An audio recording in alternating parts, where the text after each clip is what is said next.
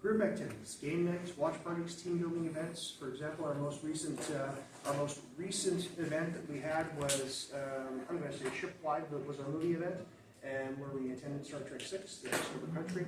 Our next crafting event, we're going to be doing friendship bracelets. We're going to be working together and offering those for fundraising activities. We do board game nights as well. We had one planned here for the 21st of this month. Unfortunately, scheduling took that away from us because of the venue, just the way it works. But we work hard, and then at the end of the year, I also try to have a bowling evening where everybody comes in for our annual bowling tournament, and then our annual holiday gathering. Live action role play, as we do. Very much as you see me here, I am in costume and cosplay and live action role playing. I do have access to a lot of lore when it comes down to Starfleet International, and I am very much acting right now as a captain and commanding officer from our fleet in that sense. Some of my crew members, they take it as seriously. Some take it to the degree that they are comfortable with, be it uniforming, be it costuming, be it just simply showing up as a Star Trek fan. Community volunteering, again, something that I'm looking forward to moving on and wanting to be a part of more. And again, that community volunteering, as we go back to the genre of cinema, being invited to share with their patrons and their guests, and of course being a part of here as well. Finally, and then participating within official Starfleet International events in person and virtually, as we just discussed within our virtual conference. But why? Why do we do it? We do it to share our love of Star Trek for one another, because we've grown up with it. We see that it brings value to us in some ways. We want to be leaders within our community. The leadership that Star Trek has imparted, to be honest, to focus on the truth, to find truth in science, in belief systems. And I look at that because I'm a fan of Deep Space Nine, and I say sciences from Starfleet, and we look at the Earth in the 24th century and what it was in the Federation, then we look at the belief systems of the Bajorans. And how both of those were so directed. But that being said, being leaders in our community with volunteer activities. Promote Starfleet public, which is my role. To be able to communicate to you that if you are a Star Trek fan and you don't know how to get to Star Trek events or be a part of the Star Trek family, that's my role. That's what I do, and that's what I want to. And I've also made some great friends, and I've made some great connections with people who are important to me and who have grown important and who have found value in Starfleet. And then to be part of a unique community with truly the best fans in the world. We really are. I firmly believe that. So, the basics of what we are, who and what we do. It doesn't cost us $10. It does. It costs $10 US per year to join Starfleet International, or about $13.70. That is the cost to join the organization. Is there a cost to participate in our individual service events? No, not at all. No, when a crew member wants to show up for an event, be it our board game nights, be it our party evenings or movie nights, there is no cost to them. Because I want people to have a very free moment. Yep. Have we started a dues system? Yes. Why? Because unfortunately things cost. And being a part of larger fan groups, like the Edmonton Fan Expo, like other Fan Expo events, we realize as a crew that as much as we do our modest fundraising, we do need to offset the cost a little bit. And that is challenged and consistently monitored every year, because people want to know, okay, if I'm giving this organization essentially $60 of my hard-earned money, what am I getting out of it? Well, I'm the one who makes sure that you're able to attend the fan events that are happening in the city, that you're connected to our fleet, and that we find value in what you give. And as always, I make it very clear that if people do not have the ability to do that, they are still welcome. There will be no barrier to your fandom. Your financial issues will not be a barrier from being able to join. And in that sense, I have had crew members reach out and said, I can't afford my annual membership this year. And I said, no problem, the ship will pay for it. Why? Because you need to be connected to it. Because it's what brings you a little bit of joy. It's what you find value in. Do you need a uniform? Not at all. Not at all. Yes, I'm in uniform. Yeah, yes, I am. My crew members here are in uniform. But do you as a fan need to be, or to be a part of the service? You do not. Wear whatever you like. If you have a shirt that says, I love Star Trek, fantastic. Wave a flag, I don't care. But as long as you're there and you're enjoying, that is what matters to me. So are there perks available? What do you get? Now, what do you get as a group, as an organization? Well, through our fleet, we've been able to actually work with vendors and work with other organizations around the world to give you an opportunity to get some discounts and some really cool stuff. And on top of that, we also have Starfleet Academy. And when we look at Star Trek fans, what is the one thing that I think we all wanted to do at some point in time? We wanted to go to the Academy in some way. We wanted to find out. And this is an educational services program. It's all volunteer. It's completely led by our organization. And we have thousands of courses available on all kinds of topics relating from Star Trek to Star Wars, Battlestar Galactica. You then start diving into so many other fandoms. And we have subject matter experts who are available to proctor your exams and for you to be able to receive certificates and awards. And then there's the award system that we have as well.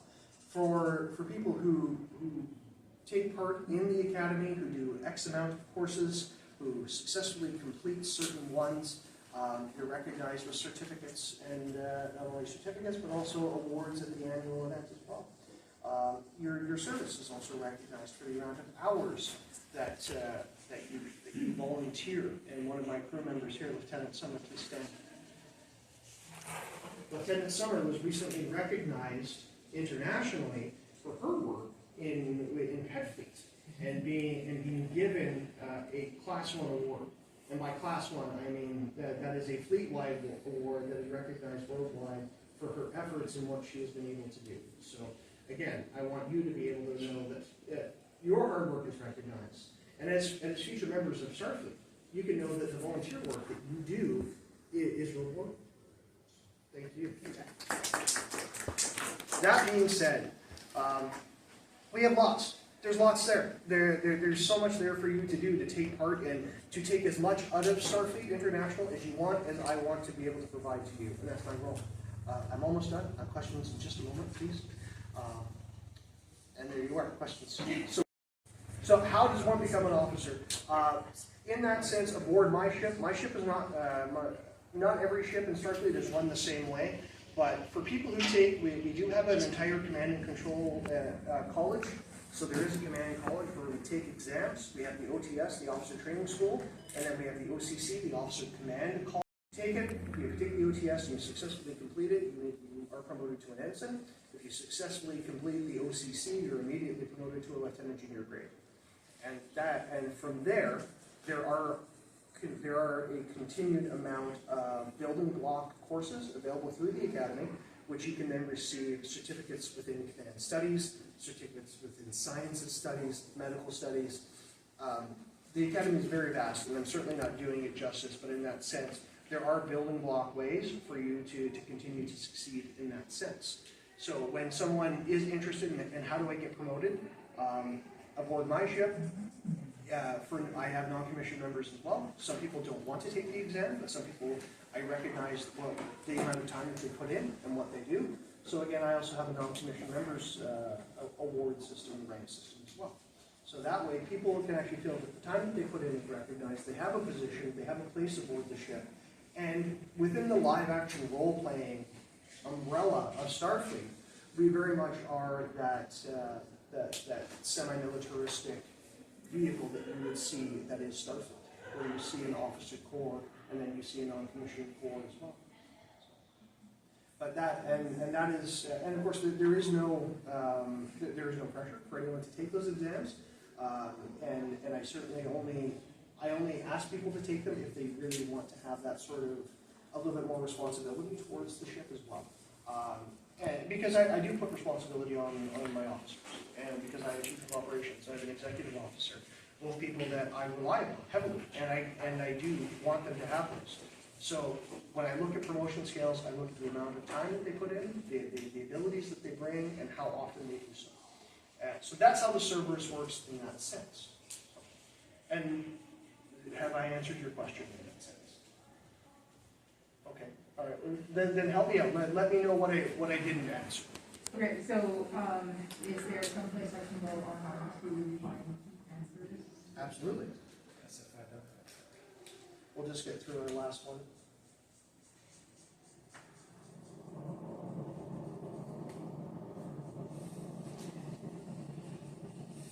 That's your ship, the Uss Cerberus, an Akira class vessel. The what type of class? An Akira multidisciplinary battleship. Okay. So to answer your question, yes. I'll bring this to you.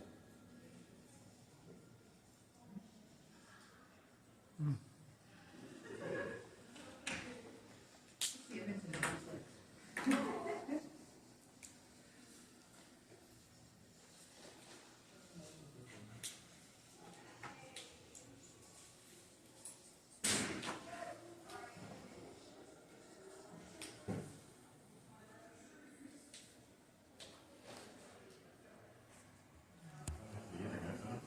Yeah. But honestly, be the Wi-Fi in this room, it's not always the best.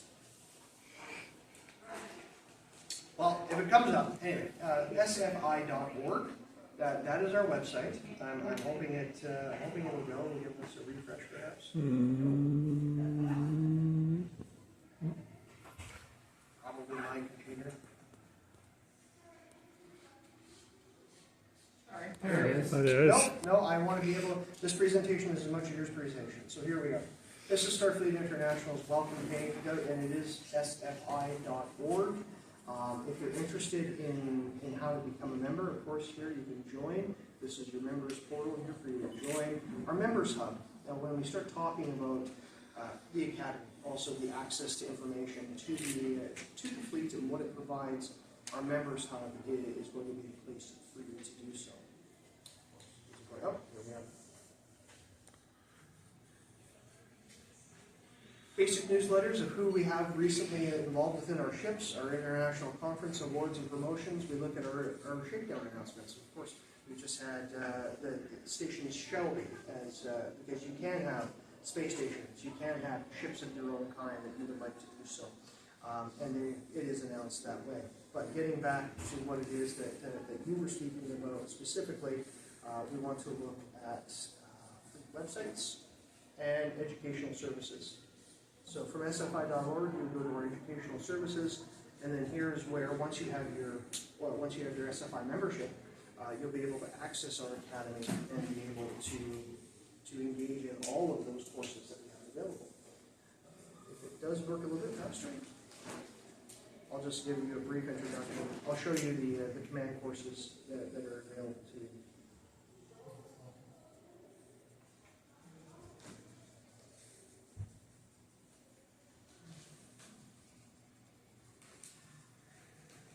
Now we do have one major auxiliary which is available within Starfleet International, and that's the Starfleet Marine Corps. It is something that's available to some members who have a more militaristic interest. And that being said, it is available to them. They have their own educational services. But for us Star Trek members and Star Trek fans, the Academy is where it's at. Starting here, once I'll get into the officer command course, and I'll show you a little bit more.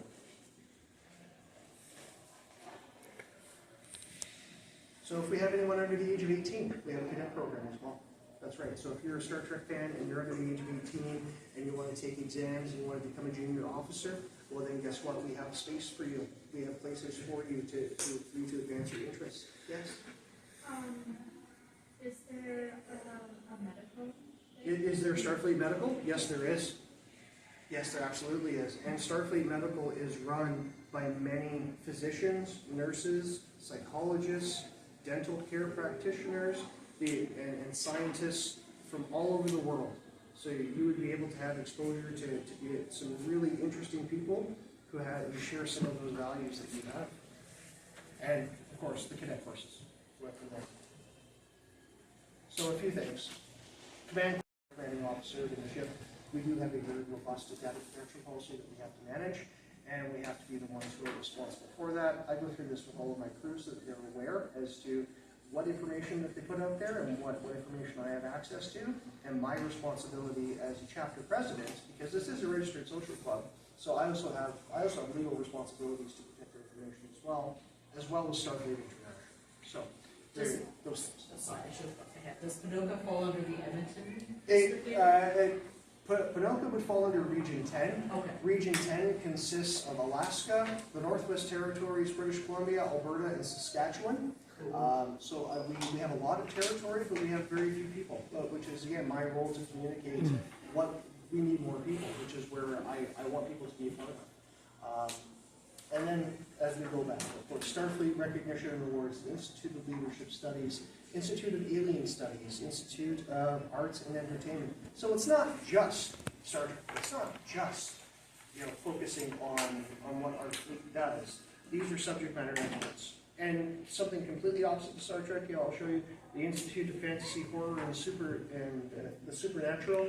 Well, now guess what? We have the College of Charm, the College of the Fantasy Realm, Vampires, Werewolves. All of these things are available to you, and all of these colleges are run by volunteers. But a majority, I'm going to say a very high percentage, of all of these exams are done online. So it's a point and click, it's a half hour, 40 minutes of your time. You get to have some fun, you get to challenge some things, you do some reading, you go from there, and then you get a certificate. Did you have another question? Is Vulcan part of it too? Yes, it is.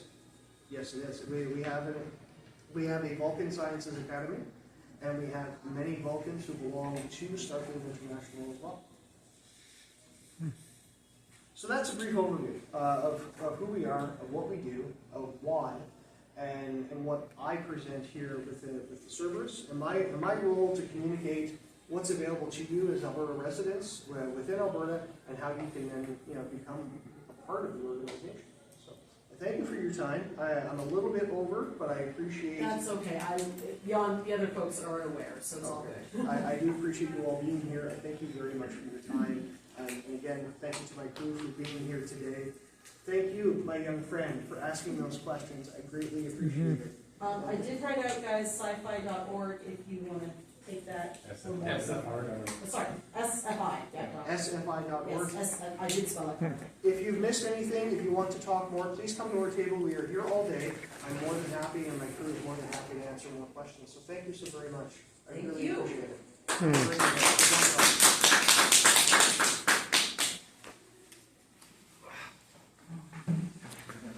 Okay.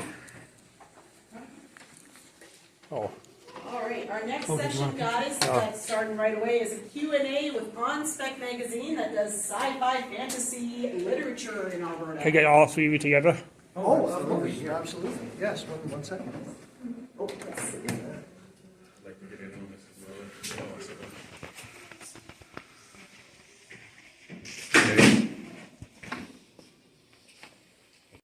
I wish I could see who was here. Oh, I'm sorry. Yeah, my camera should be on, and is it? No.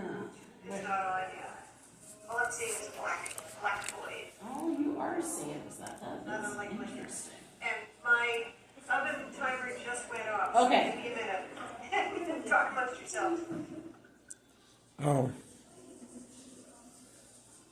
And there's people there. Okay, no worries. All right. Okay, well, thank you so much for setting up this session. I think it's really cool. I've been trying to see how many virtual meetups can be arranged with especially with writers groups and organizations, conferences and things. It's really good. Anyhow, I'm Diane Wolf. I am currently living in Nova Scotia, retired.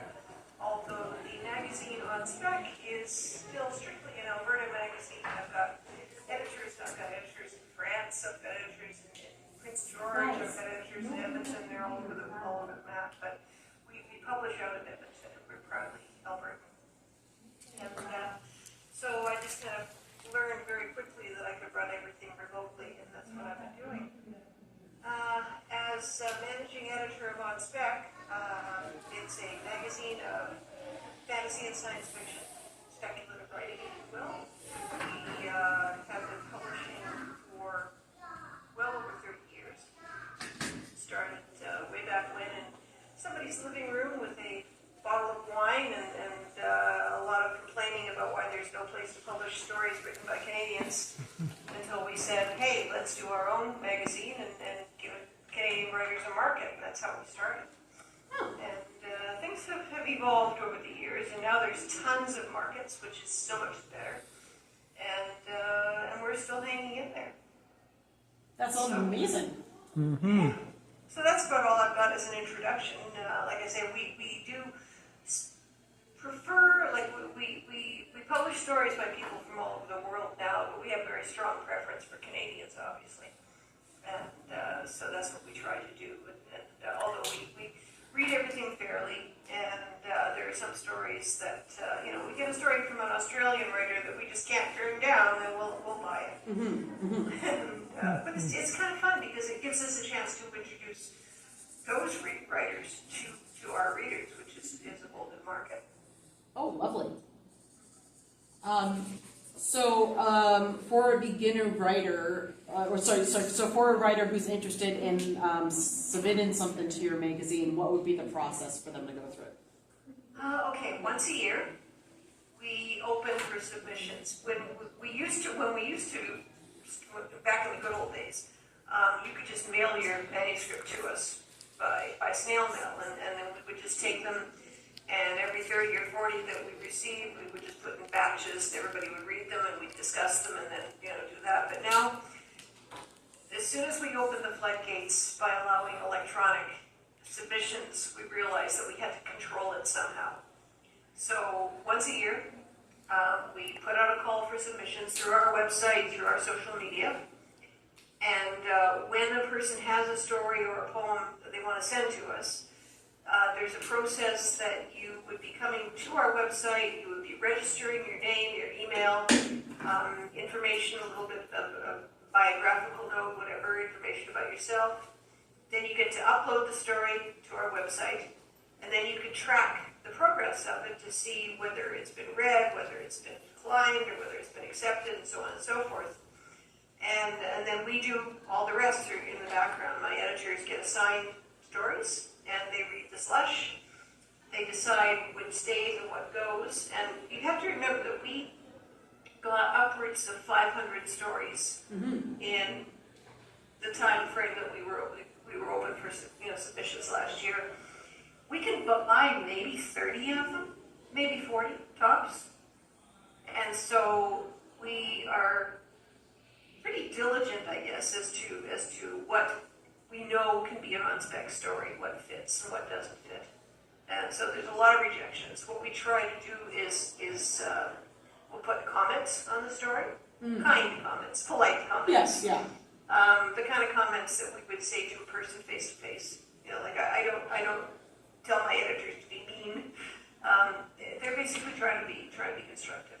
Right. And so it'll be something like, your story doesn't fit our guidelines, or your characters are not fully fleshed out, or this is simply a plot that we've seen too many times, so we're looking for something more original, more current. And so we have a number of reasons why we turn a story down.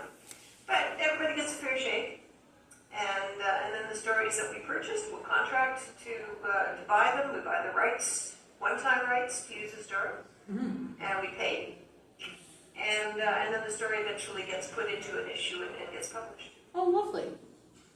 So is it all online publication now, or do you guys still have some physical? No, we're still, fingers crossed, we're still in print. Good. We do, thanks to the Alberta government, the cultural industry branch of Alberta Culture, or whatever the ministry is called now. We receive funding, regular funding, from the branch, along with many other really good Alberta magazines. And so that's how we manage. And because we couldn't do it on our own, we couldn't do it with advertising revenue, we can't do it with just subscriber revenue. There has to be some kind of funding, for the arts. Yeah. And so we're just waiting right now to see what they're going to give us, if they're giving us anything this year, and then we'll make our minds up from that point on. But so far, we're still in print. Oh, excellent. Yeah, and like you said, you can easily access it with our library membership.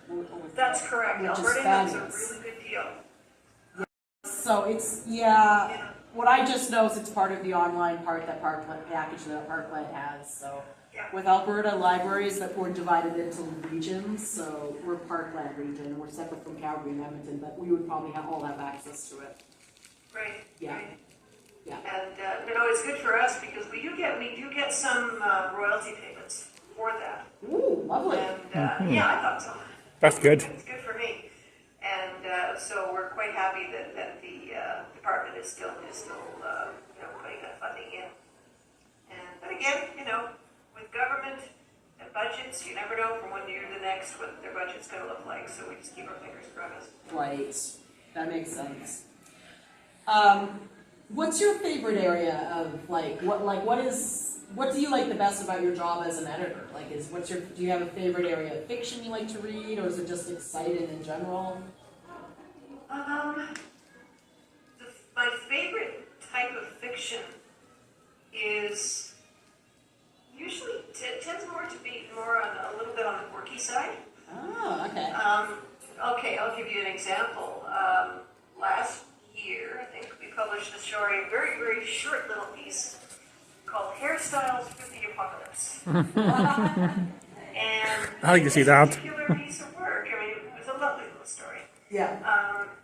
The main character is sitting at her hairdresser, getting her hair colored, and it's, a long time coming, and she's got this appointment, and she's sitting there, and she's got all it's all been washed, and that's the color put in, and she's just waiting for the rinse out and the blowout and everything else. And outside the salon, the world is coming to an end, basically.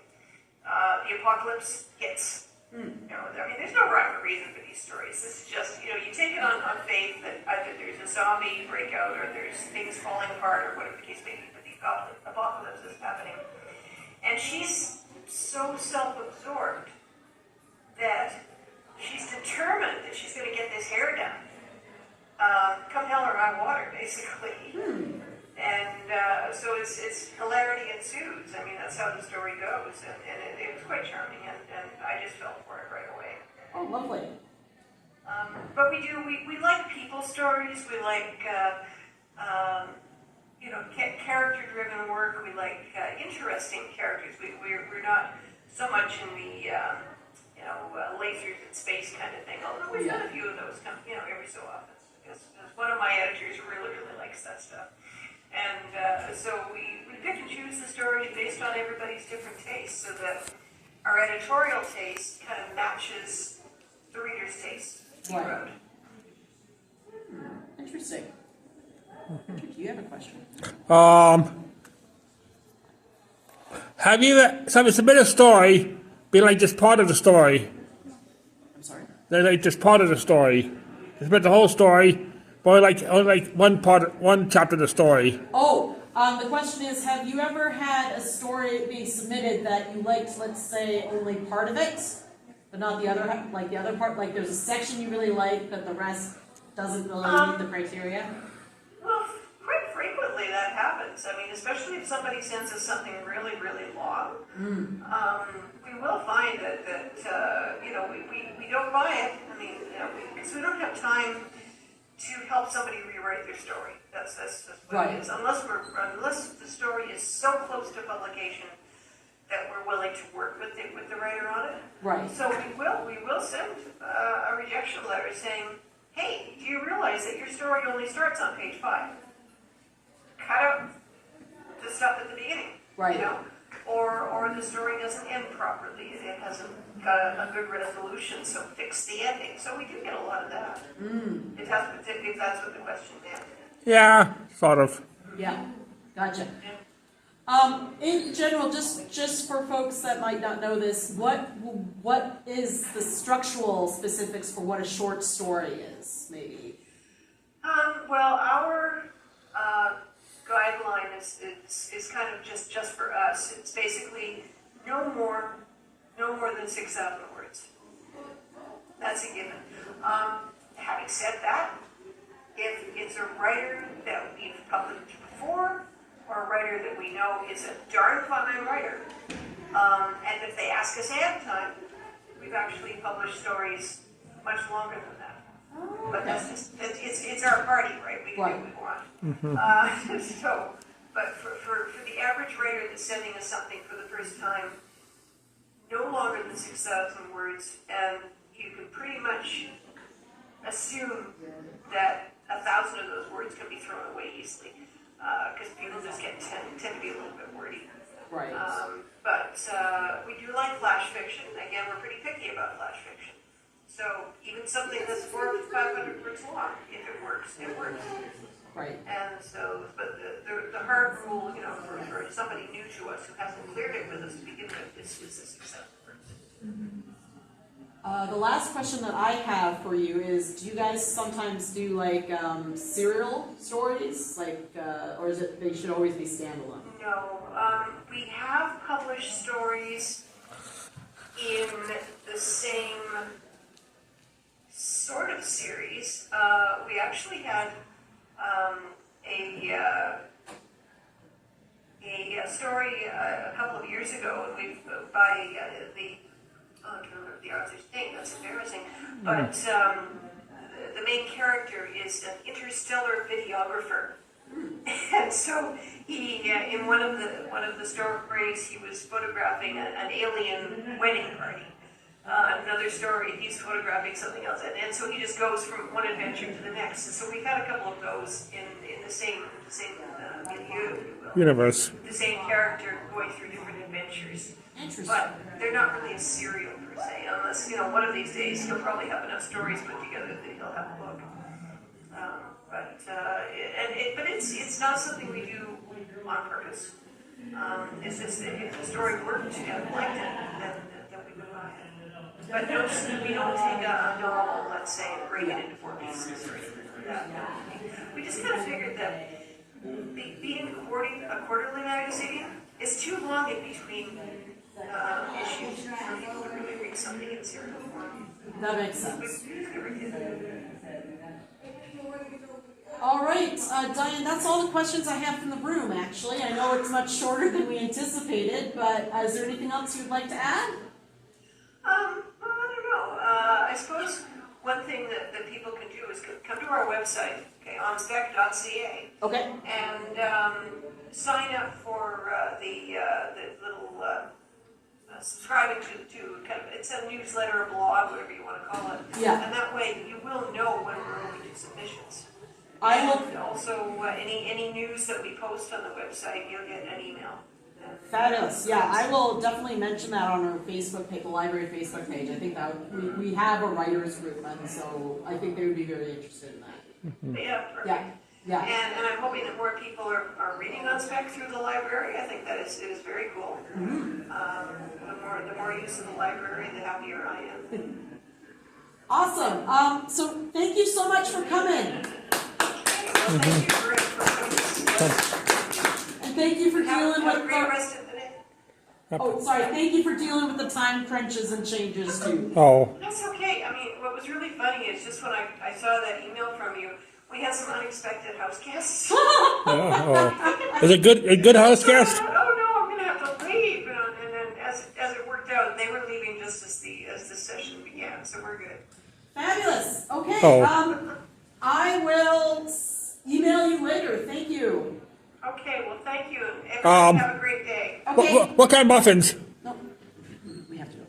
Yeah. Okay. Bye. Okay?